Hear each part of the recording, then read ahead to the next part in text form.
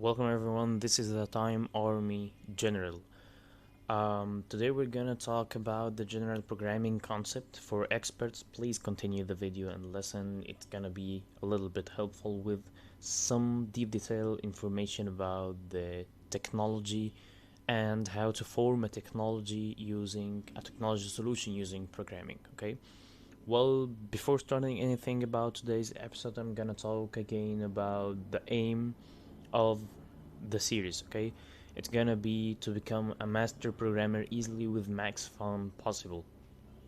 well it's the other way around of being just normal programming who's gonna work in a company. We want to create a creative army of programmers. We're gonna be talking about every kind of programming, not just like embedded systems or Android or even some websites creation, normal creation. We're gonna create actual solutions, false solutions. We're gonna be the living Tony Starks on Earth. Okay. Well, our target is creating projects, infinite number of projects, and forming the Time Army community. Time Army community is gonna be, more of like a community where we can work, express, and share everything about technology. And it's not gonna be just that normal, boring technology series or boring, illustrations. We're gonna be actually, joining the community and being one of it. We're gonna be creating videos together. We're gonna be creating projects. We're gonna take, some hints and some votes for some certain projects, and we're gonna create our own projects. We're gonna create our own community project and Windows software for us and web software and connect them all together. Maybe our embedded chip too. Okay. Well, the rules to join, it's standard and easy. You gotta, like and subscribe, share the channel, maybe share the video, give hint of the following on comments. Okay. Thumbs up and let's go. Today we're gonna talk about the digital concept. We're gonna make an overview, fast overview about the digital concept. We're gonna talk about the logic concept. It's gonna be an overview too. Programming language overview, products creation through programming. Well, today's episode is gonna be maybe a little bit general, but one way or another, we're gonna take a step forward week by another, and we're gonna make it happen. Okay, we're gonna be legends living on Earth. We're gonna be Tony Starks on Earth. Okay, let's give it a try and start. First of all, we're gonna talk about the digital concept. What's a digital system? A digital system is a system which works specifically on two levels of voltage. One which describes the zero voltage or zero level, and the other describes the one level. One level means the high voltage. Okay.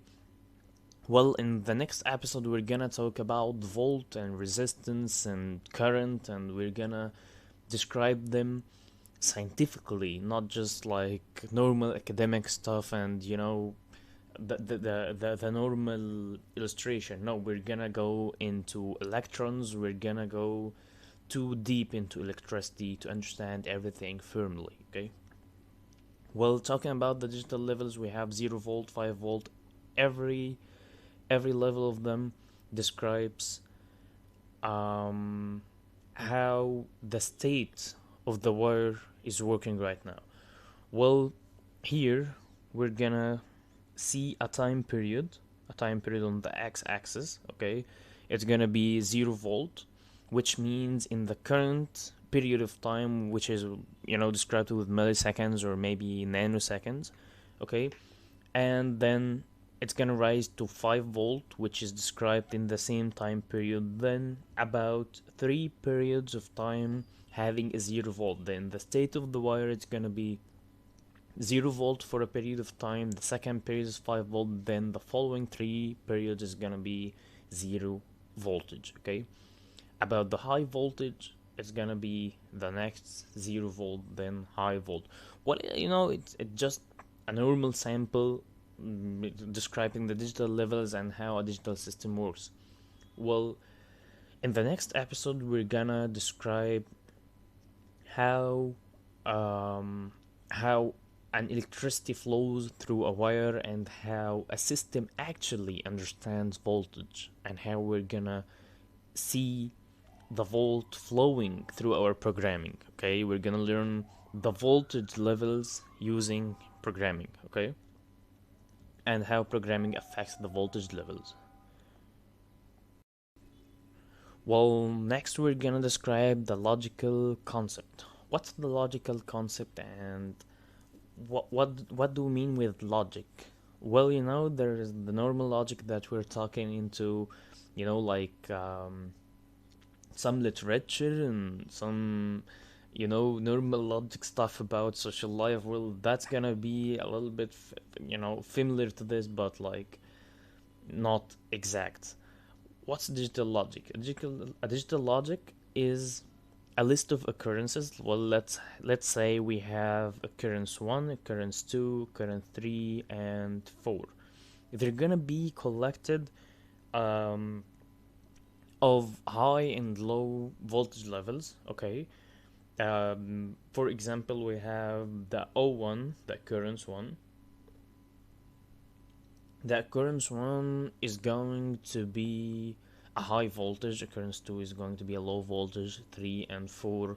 Well, just general examples, and they're gonna go through an operation. This operation can be named with ANDing, ORing, DORing, and many other namings of operation that we're gonna learn together through the next episode. Okay, then this operation is made in an instant through electricity wiring, and it's gonna form an occurrence 5 output. This output is simply gonna be a high or low voltage. Then why do we do the operation to 5 occurrences of high or low voltage and still get high or low volt? Well, for beginners, I know for experts they mainly understand this, but for beginners, you know.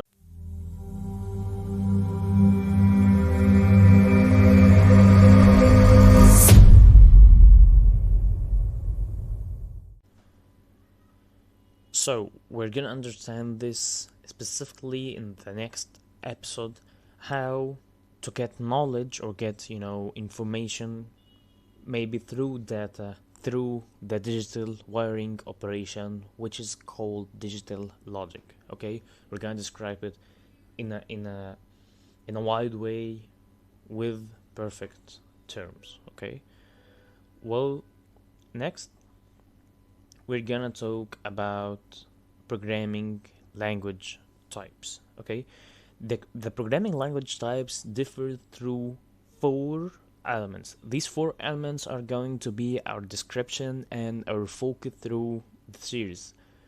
Well, we're gonna talk first about the complexity of coding, speed, memory, and portability. First of all, we're gonna talk about C programming as a pick. C programming has the perfect memory optimization. It's very fast through in speed, and it's very portable. It's very portable, which means it can work in almost any environment in the whole planet, like Windows, Linux, embedded system, everything. Okay, and for Rust, it's not very portable. Maybe its complexity is very high, but its memory and speed, memory consumption, and the high speed is optimum. Okay, then the choice between Rust and C programming is gonna be very hard but very specific. Then if you want to create a code that's portable, can be used in any environment, then why not use C programming? Okay, if you're using, for example, artificial intelligence or maybe some specific embedded systems projects, maybe we can use Rust. Okay,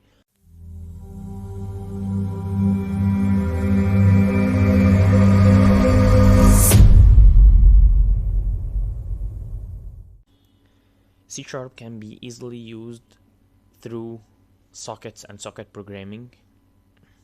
C Sharp can be easily used in socket programming, and the concepts of servers and clients and networks, which is gonna be a little bit easier than C programming. Through the series, we're gonna talk about the C programming. We're gonna learn C, C Sharp, PHP, Node.js, and all the web frameworks. And through C Sharp, we're gonna create a Windows application that connects with the internet and connect with an embedded device and more. Okay, now let's head up to the next section: programming methods.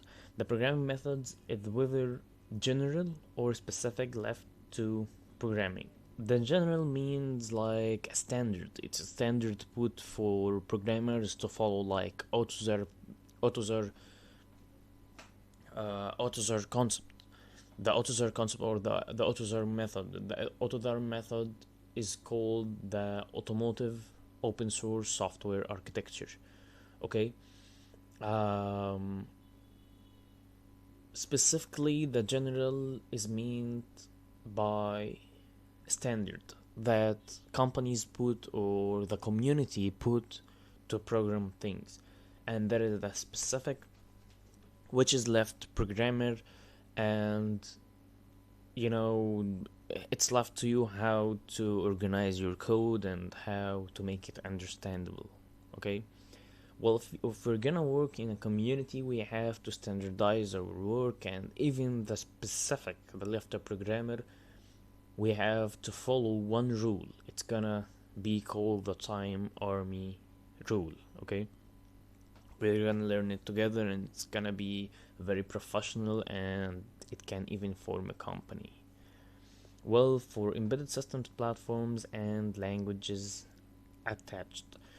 Okay, mainly I'm an embedded systems expert, and embedded artificial intelligence. So I'm gonna be supporting with examples about embedded systems through the series.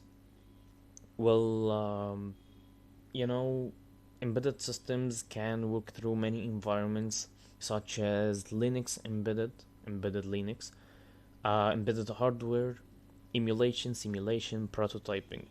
Well, the least of them is prototyping. The prototyping is not a professional way to create a solution. Okay, prototyping is just by creating a pre-made functions without any limitations, without any restrictions, just to produce an output, just normal output to be looked at, not like any other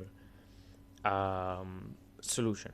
The simulation isn't just the best way. Maybe it saves time, saves money, saves a lot of things, but to be firmly looking at stuff, doing an embedded hardware solution is way better. The embedded hardware, which means you got the chip, you programmed it, and you're trying to enhance the use and see actual real stuff that's gonna be slided to the user when you produce your solution. Okay, so the embedded hardware is the very best way, and surely the Linux is one of the ways, because it's an operating system that can be deployed on embedded hardware. Maybe for beginners that's gonna be a little bit hard talks, but we're gonna learn everything. Maybe for beginners it's gonna be a little bit hard talks, but we're gonna make it easy through.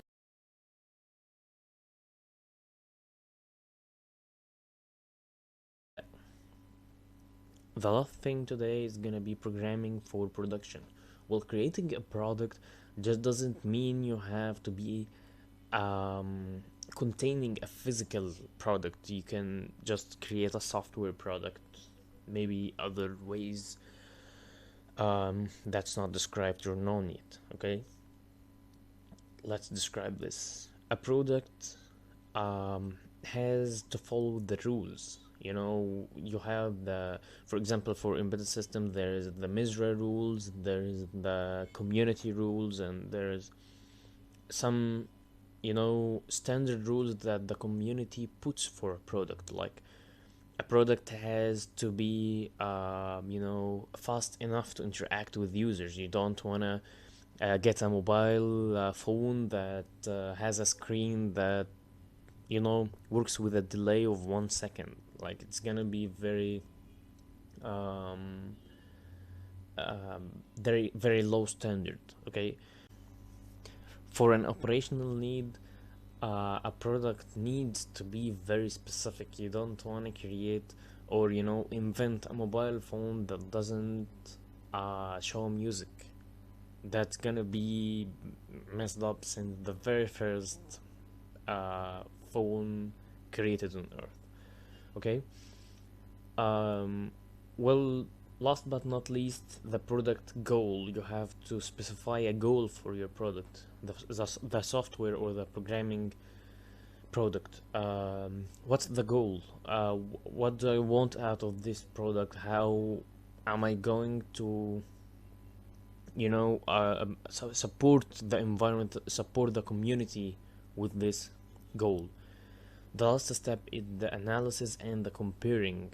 Analysis is analyzing the software solution or the hardware solution that you are going to use or invent using the four elements described.